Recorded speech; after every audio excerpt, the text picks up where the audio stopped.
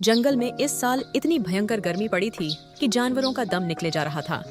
शेर हमेशा की तरह मजबूत और तेज था, लेकिन इस बार गर्मी ने उसे बहुत कमजोर कर दिया था। कई दिनों से वह ठीक से पानी नहीं पी पा रहा था। उसकी हालत इतनी खराब हो गई कि वह अपनी गुफा से बाहर चलकर भी नहीं जा सकता था। पूरे जंगल में यह खबर फैल गई कि शेर बहुत बीमार है। जंगल के जानवरों में चिंता फैल गई। सभी सोचने लगे कि अगर शेर ठीक नहीं हुआ तो जंगल का संतुलन बिगड़ जाएगा। सबसे पहले यह खबर लोमड़ी को मिली। लोमड़ी चालाक थी, लेकिन उसका दिल भी अच्छा था। उसने सोचा कि राजा की मदद करना उसका कर्तव्य है। लोमड़ी तुरंत शेर की गुफा की ओर चल पड़ी। गुफा के अंदर शेर बहुत कमजोर हालत में लेटा था। उसकी सांसें भारी थीं और उसकी आंखों में थकान साफ दिखाई दे रही थी। महाराज, आपकी यह हालत देखकर मन बहुत दुखी हो रहा है। कृपया बताइए, मैं आपकी क्या सहायता कर सकती हूँ? लोमड़ी, कई दिनों से पानी नहीं पी पाया हूँ। शरीर कमजोर हो गया है, चलना भी अब मुश्किल लग रहा है। महाराज, आप चिंता बिल्कुल मत कीजिए। मैं अभी किसी भी तरह आपके लिए ठंडे पानी की व्यवस्था करती हूँ। यह कहकर लोमड़ी गुफा से बाहर निकली और पानी की तलाश में जंगल की ओर बढ़ गई। थोड़ी दूर जाने पर उसे एक पुराना कुआं दिखाई दिया। उस कुएं में अभी भी थोड़ा पानी बचा था, लेकिन वहां हाथी पहरा दे रहा था। हाथी बहुत सख्त स्वभाव का था। वह किसी को भी आसानी से पानी नहीं लेने देता था, क्योंकि गर्मी के कारण पानी बहुत कम बचा था। हाथी भाई, हमारे राजा शेर बहुत बीमार हैं। उन्हें तुरंत पानी चाहिए। कृपया थोड़ा पानी लेने दीजिए। लोमड़ी, मैं बिना सोचे पानी नहीं दे सकता। सभी जानवर प्यासे हैं। अगर सबको दूंगा तो कुआं सूख जाएगा। अगर राजा स्वस्थ रहेंगे तो पूरा जंगल सुरक्षित रहेगा। उनका ठीक होना हम सबकी जिम्मेदारी भी तो है। हाथी ने कुछ पल सोचा। उसे लोमड़ी की बात सही लगी। तुम सही कह रही हो, जंगल के राजा का स्वस्थ रहना जरूरी है। तुम थोड़ा पानी ले जा सकती हो। लोमड़ी ने धन्यवाद कहा और बड़े ध्यान से एक मिट्टी के घड़े में पानी भर लिया। वह जल्दी जल्दी गुफा की ओर लौटने लगी, लेकिन रास्ते में तेज गर्म हवा चलने लगी। धूल उड़ने लगी और रास्ता साफ दिखाई नहीं दे रहा था। लोमड़ी ने घड़ा मजबूती से पकड़ा। अचानक सामने बंदर आ गया।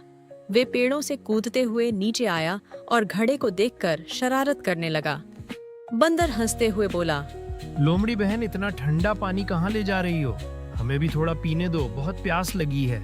लोमड़ी जानती थी कि अगर बंदर को पानी दे दिया तो शेर के लिए कम पड़ जाएगा, लेकिन वह उन्हें नाराज भी नहीं करना चाहती थी।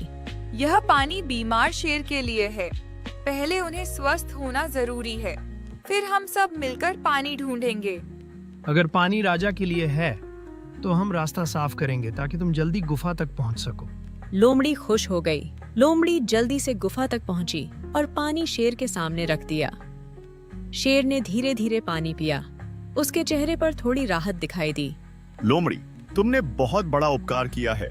तुम्हारी समझदारी और मेहनत ने मुझे राहत दी है। महाराज, आपका स्वस्थ रहना पूरे जंगल की खुशी है। यह तो मेरा छोटा सा कर्तव्य था। उसी समय बाहर से भेड़िया भी गुफा की ओर आ रहा था।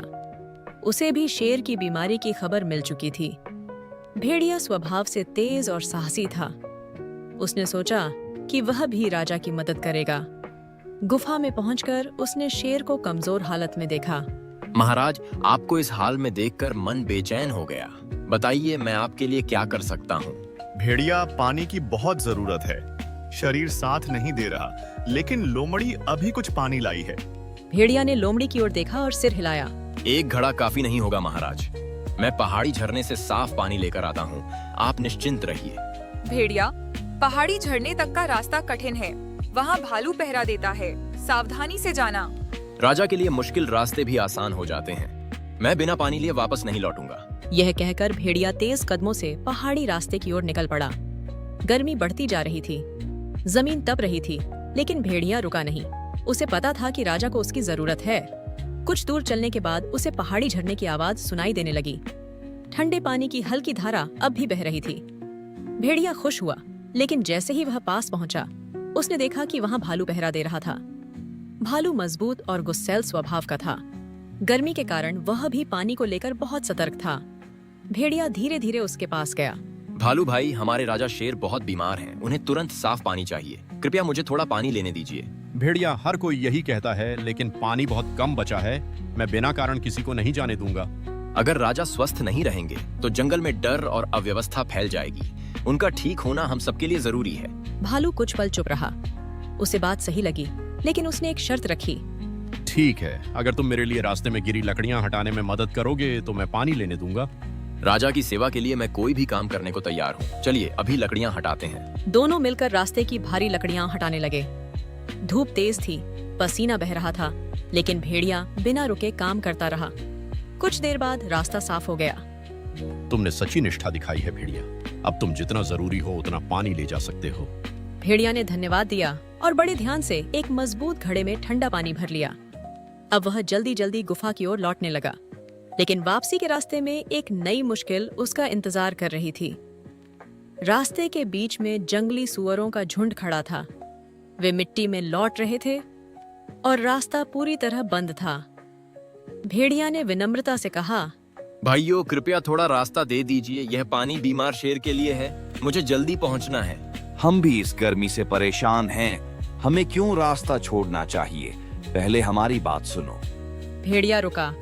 वह झगड़ा नहीं चाहता था। बताइए, मैं आपकी क्या मदद कर सकता हूँ, लेकिन कृपया राजा के लिए यह पानी देर मत होने दीजिए। हमारे बच्चों के लिए कीचड़ वाला गड्ढा सूख गया है। अगर तुम पास की नाली खोल दो तो पानी वहां पहुंच जाएगा। भेड़िया तुरंत तैयार हो गया। उसने अपने पंजों से मिट्टी हटाई, पत्थर खिसकाए और छोटी नाली खोल दी। थोड़ी ही देर में झरने का थोड़ा पानी गड्ढे तक पहुंचने लगा। सुअरों के बच्चे खुशी से उछल पड़े। बड़ा सुअर मुस्कुराया। तुमने हमारी मदद की है। अब हम तुम्हारा रास्ता नहीं रोकेंगे। जल्दी जाओ और राजा को पानी पहुंचाओ। भेड़िया ने धन्यवाद कहा और तेजी से गुफा की ओर दौड़ा। गुफा के अंदर पहुंचते ही लोमड़ी ने उसे देखा। भेड़िया, तुम सच में सफल होकर लौट आए। महाराज को इस पानी की बहुत जरूरत थी। शेर अब भी कमजोर था, लेकिन लोमड़ी के लाए पानी से उसे थोड़ी राहत मिली थी। महाराज, यह पहाड़ी झरने का ठंडा और साफ पानी है। इसे पीजिए, आपको अवश्य आराम मिलेगा। शेर ने धीरे धीरे पानी पिया। उसके चेहरे पर पहले से अधिक शांति दिखाई देने लगी। भेड़िया, तुमने साहस, धैर्य और सेवा का अद्भुत उदाहरण दिया है। मैं तुम्हारा आभारी हूँ। महाराज, आपका स्वस्थ रहना ही हमारा सम्मान है। मैंने केवल अपना कर्तव्य निभाया है। उसी समय गुफा के बाहर से धीमी चाल की आवाज आई। वह गधा था। गधा सीधा सादा और मेहनती था। उसे भी शेर की बीमारी की खबर मिल चुकी थी। उसने सोचा कि वह भी किसी न किसी तरह मदद करेगा। गुफा के अंदर आकर उसने शेर को देखा और उसकी आंखों में चिंता भर गई। महाराज, आपको इस हालत में देखकर मन भारी हो गया। कृपया मुझे भी आपकी सेवा करने का अवसर दीजिए। शेर ने हल्की मुस्कान के साथ उसकी ओर देखा। गधा, लोमड़ी और भेड़िया पहले से ही मेरे लिए इतना पानी ले आए ही कि अब मैं बिल्कुल ठीक और तंदुरुस्त महसूस कर रहा हूँ। लेकिन तुम्हें मेरी फिक्र है, यह जानकर बहुत अच्छा लगा। इतना कहकर चारों गुफा के बाहर आए और जंगल की ओर निकल पड़े।